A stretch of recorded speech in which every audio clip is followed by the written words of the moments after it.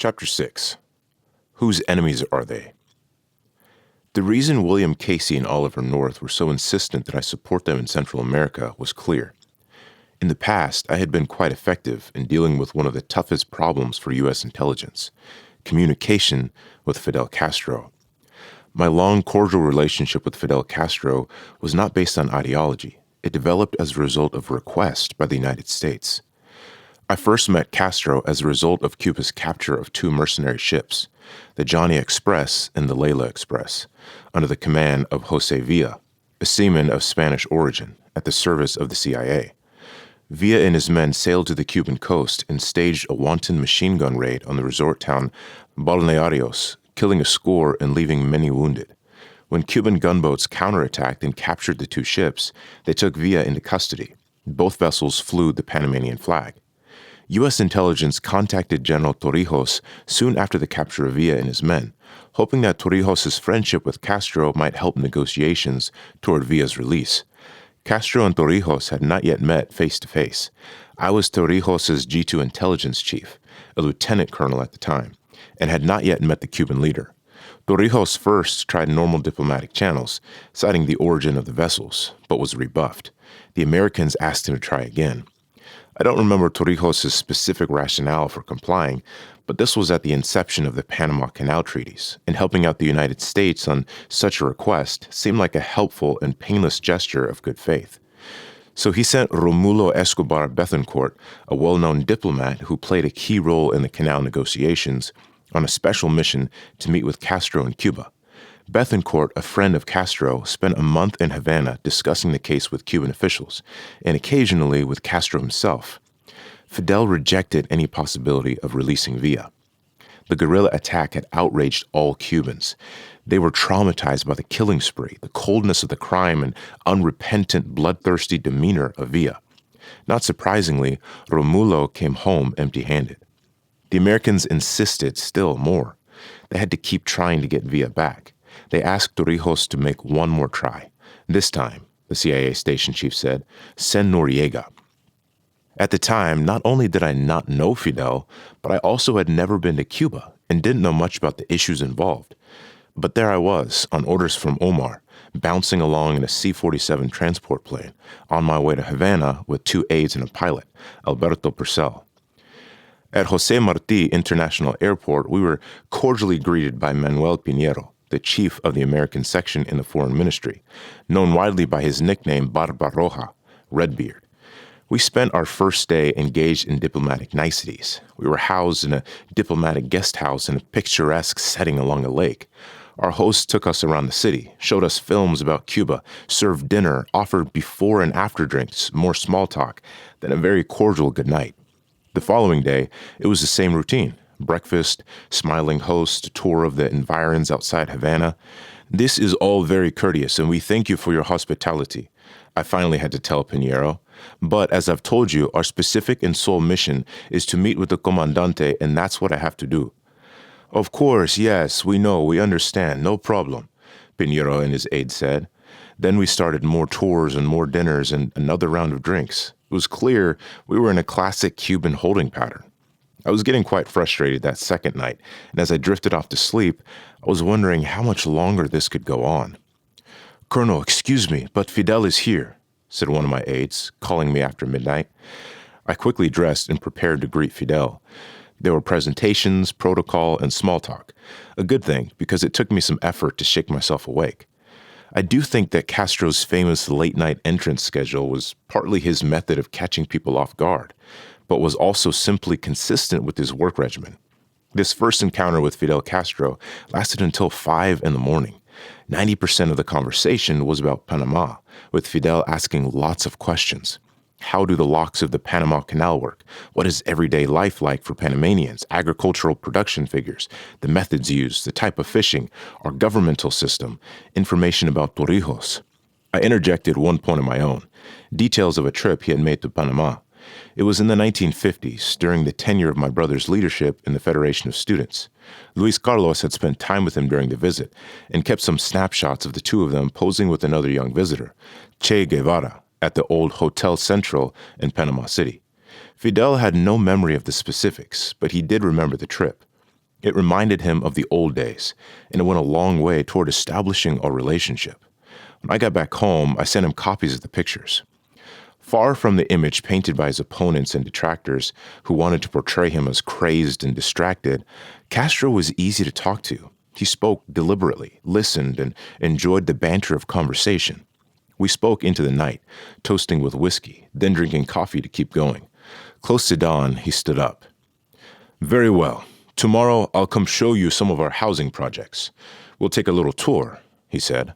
I remember looking at my watch. It was 4:47 a.m. "Comandante, just to remind you, I do have a specific mission from General Torrijos. I need to talk to you about Leila Express and—" "No, hombre, no," he said with a frown, cutting me off. "It is not possible that our relations, our communications have to be based on these miserable murderers who have killed children and innocent people and who deserve nothing more than death themselves because of the savage way they operated." He then launched into a rapid-fire diatribe about the guerrilla attack. "How is it possible that Torrijos could be asking me to hand over these murderers who have raised the indignation of all Cubans?" His visit had been an exercise in psychology. Catch your opponent off guard, actually sleeping in my case, set your own pace, parry and wait for his first move, then strike and leave him speechless. He had won this first round easily. All I could say was, "Okay, we can talk about it tomorrow." I slept for a few hours until, as he had promised, Fidel came around to pick me up at mid-morning along with his bodyguard. One could say that it was yet another tour, but with Fidel at the wheel of his own Jeep, it was a fantastic experience. There was nothing contrived about this day. It was spectacular. People would come running as they got a glimpse of us driving along, trailed very unobtrusively by a single car. Sometimes there would be spontaneous town meetings and gripe sessions. Fidel listened intently, no matter what the subject. "Let's go take a look at some of our projects," he said. We drove along easily, chatting amiably, stopping at construction sites, meandering from village to village. People crowded around. They were happy and friendly. Some had complaints against bureaucratic delays. A shipment of cement hadn't arrived on time, or a document promised for such and such a date wasn't in yet. Fidel would gesture to his private security right alongside him. A notation was made for follow-up later. Fidel was the perfect tour guide. He explained everything as we went along.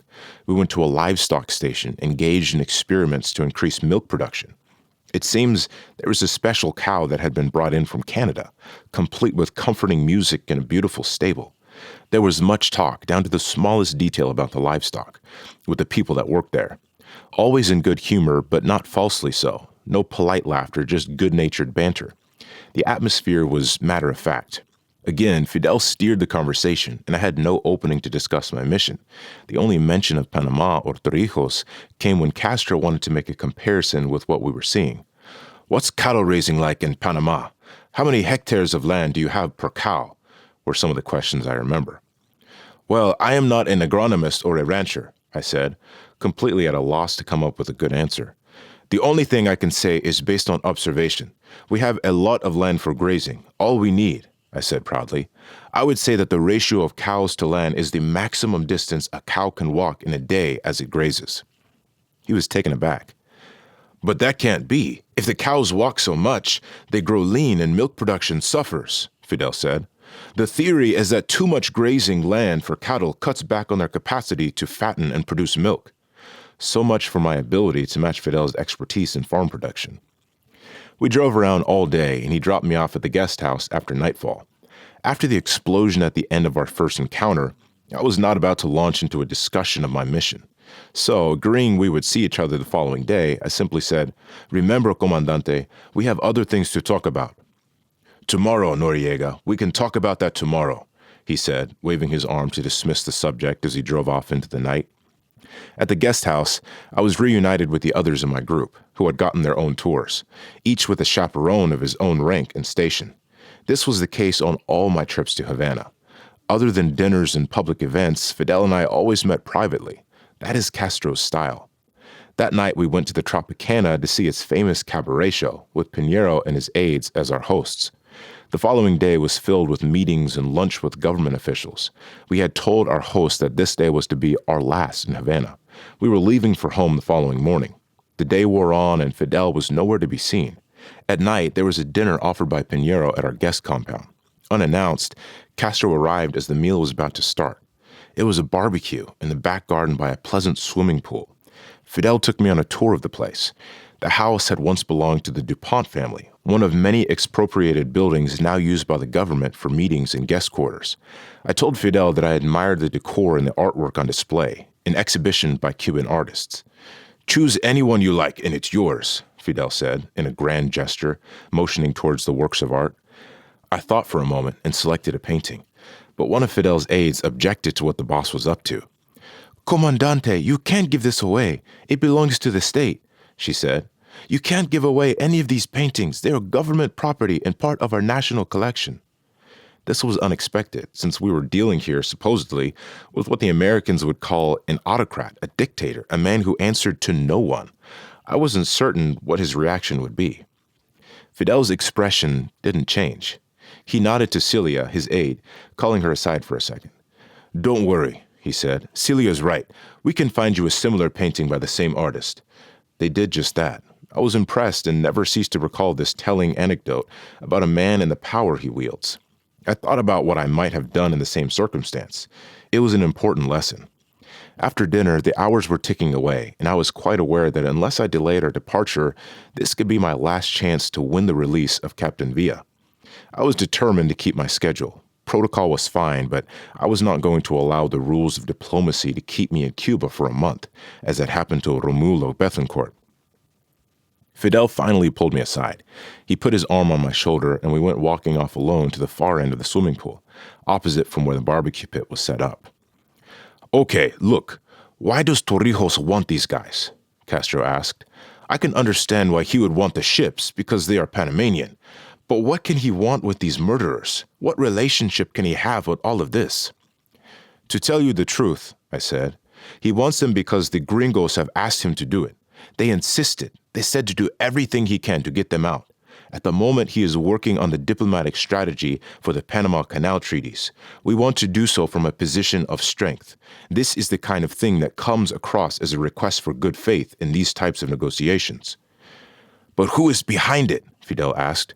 "Who are the masters in this game?" "I don't know who they are," I answered. "Torrijos was contacted directly, but call it what you want. CIA, State Department, the military, it's the same thing. The Americans want these guys back." "The law requires that these men be tried, and everyone knows they're guilty," Fidel said. "They were caught in the act. These men are supposed to face the firing squad, and no one here will cry for them. Public opinion is indignant. They demand it. I wish you could have seen what it was like. They mowed them down, bodies of innocent people all over the beach, mothers, crying babies. He couldn't have chosen a more innocent location, a poor fishing village. No military, nothing. Poor fishermen and their families, and he just opened up with his machine gun." Castro continued with a series of arguments against the idea, talking about the terrorists, what they were like, their arrogance, the cold-bloodedness displayed by Villa in particular. "Not even a sign of remorse. If he had the chance, he would have killed 1,000 people. The indignation of the people who live there, the indignation of the people investigating the crime." "Yes, Comandante, I understand. I sympathize. We all understand this," I said. "But our request is based on a higher level, a political problem, and we think this will help change the balance. It is something that Torrijos needs badly. It shows the Americans his potential value when he comes to the negotiating table, that he's the man that has managed to do what no one else could have done." We went on talking for a while, and I still had no idea what the outcome would be. Suddenly, Fidel threw up his hands. "Listen, if you really want this piece of shit, take him. Tell Torrijos that he can have him." He called Pinheiro over. "Okay, set it up for Noriega to take this garbage back with him," he said, and he added a sardonic joke. "We don't want him to get shot for coming home empty-handed." Once Fidel had decided, that was that. He mentioned something about having some explaining to do to the Council of State, but there were two possibilities. He either had given up arguing with me or made the decision without consultation, as a gesture of good faith to Torrijos, or he had consulted ahead of time and was enjoying the arguments before announcing the decision he already had made. I never knew which. Either way, this was another lesson in power. We said goodbye to Castro right there at the guest compound. It was about midnight. By 5 a.m., we were packed and ready to leave. Cuban soldiers brought Villa as we arrived at the airport.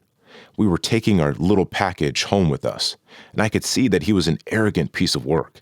As the Cubans brought him to the plane, they were cursing him, saying, "Son of a bitch, we hope you die of cancer." Things like that. Instead of keeping quiet, he was mouthing off back to them. "If I ever get back here, I'll have my machine gun ready for you," he sneered. "Try to come back and see what happens, you mother," one of the soldiers said. "Communist bastards." I'd had enough. I watched from the steps of the plane and was afraid that the Cubans were going to change their minds or shoot him on the spot. "Tape his mouth shut so he shuts up," I ordered my men as he reached the steps of the plane. Years later, the United States again asked me to intervene to win the release of a prisoner in Cuba. The top-secret case was even more embarrassing to the Americans. In 1984, during the first Reagan administration, the CIA under William Casey had sent Henry Pino, a Cuban-American pilot who worked at the Panama Canal, to take clandestine aerial photographs of the Soviet cosmonaut facilities in Cuba. Again, I sent word of our interest to Barbaroja. After several days of back and forth with Fidel, Pino was released. These successes brought other requests from various establishment figures for the release of political prisoners. Fidel never turned me down. That first contact with Fidel did what both sides had hoped. It cemented friendly relations between Cuba and Panama, gave Torrijos the immediate good faith gesture he wanted, and proved to the Americans that I was capable of getting the job done. It heralded the start of serious relations between Panama and the Cubans, all propitiated by the United States. After the auspicious beginning, I was usually the liaison. My contact with Cuba also lessened Cuba's isolation, whether with the Organization of American States or other countries, for which Panama could serve as a conduit or third party. It was a high-level relationship. Fidel and I were not trading secrets. My conversations with him were always political in nature, political analysis, political theory, and at times I had urgent requests from the Americans. The Americans knew that I often spoke to Fidel and that any subject at hand would be dealt with seriously and securely. For instance, when they wanted to send a secret envoy, as they once did in the person of former Deputy CIA Director Vernon Walters, I would tell Fidel outright, "The Americans want such and such," or "the CIA says such and such." There was no secret about where the request came from, and he would answer as he saw fit. During the Sandinista period, during the Central American Wars, Fidel and I spoke often. He was always concerned that the United States would invade Panama. He was always thinking about the number of soldiers the Americans had in Panama, the kinds of weaponry. He called it a kind of guillotine, permanently perched over Panama, that Panama was the headquarters of Yankee imperialism. He was, of course, comparing our situation with that of Cuba. There were similarities. But our first joint experience of an American invasion came with the U.S. attack in Grenada in October 1983. It was days after I formally had become commander of the Panamanian Defense Forces, succeeding General Rubén Dario Paredes. The contact came hours after the U.S. began landing its Marines on the beach in Grenada, where the Cubans had a military garrison and Army engineers building an airstrip and reinforcing the island. The United States had botched its invasion badly. It was laughable. They had no idea where they were. Some Marines had to use an Esso gas station map to find their way. Even though it was a small island, they got lost, and Washington was worried they would stumble upon an American medical university compound and start killing students by mistake. They wanted to scale things back, avoid bloodshed of American soldiers or pictures on television of students lying in pools of blood on the ground. The first of a series of phone calls came from Casey. A number of other people, including Vice President George Bush, were also on the line. Bush, as a presidential candidate years later, would at first try to say that he had never spoken to me, that he never participated in this series of contacts on Grenada. Eventually, faced with the facts, his limp memory would improve, and suddenly he would remember. The Americans asked me to open up a line of communication with Fidel. The message was this: "We have obvious superiority of forces over the Cuban contingent on the island. Please stay neutral. Don't engage with the arriving U.S. troops. It is impossible to win. There could be an escalation. Innocent civilians will be killed in the process." In retrospect, of course, this concern about innocent lives stands in stark contrast with the wanton killings of civilians during the invasion of Panama. I got in touch with Fidel, and we had perhaps 5 or 6 rounds of calls back and forth. First, I talked with the Americans, then to Fidel, sometimes alone, sometimes with other officials on the line. I made it clear to all of them that I was transmitting an official entreaty from the United States. Fidel knew this in any case, but I made it explicit, saying that the United States was reaching out to him through me, that it was not a trick or double dealing in any sense. It was a petition by the Americans because they wanted to save American students. Fidel was indignant and outraged. "Why the hell are they asking this stuff now, when my information tells me they're already attacking the island?" he said. "How are they going to ask for us to consider alternatives when they're already on the beach?" We went back and forth on this. Fidel's persistent answer was that it was too late to negotiate since the American troops were already on Grenada. He would make no commitment to the Americans. Nevertheless, when the time came, he took the hint.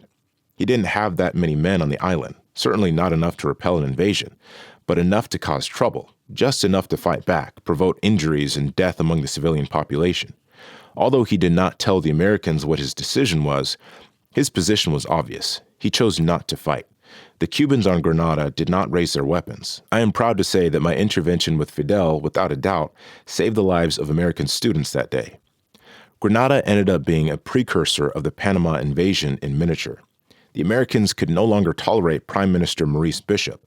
He had gone over the line. He was becoming friendly with Fidel Castro. He was expressing socialist ideas. He manifested a third world vision and would not listen to reason. So the Americans decided to eliminate Bishop. They called their invasion of Grenada a multilateral force, but this was a transparent subterfuge to justify their intervention. The blueprint for the invasion was much like that for the invasion of Panama. Plan an overwhelming attack, conspire to kill a leader, and blame it on his own countrymen. Pretend that you were doing it to restore democracy. In Panama, the plan was to kill me and blame it on the Panamanians. Bishop was killed, and that was the way it was going to be in Panama. Co-opted members of the defense forces would be goaded to kill me. Only in Panama, things didn't follow the entire script. I survived.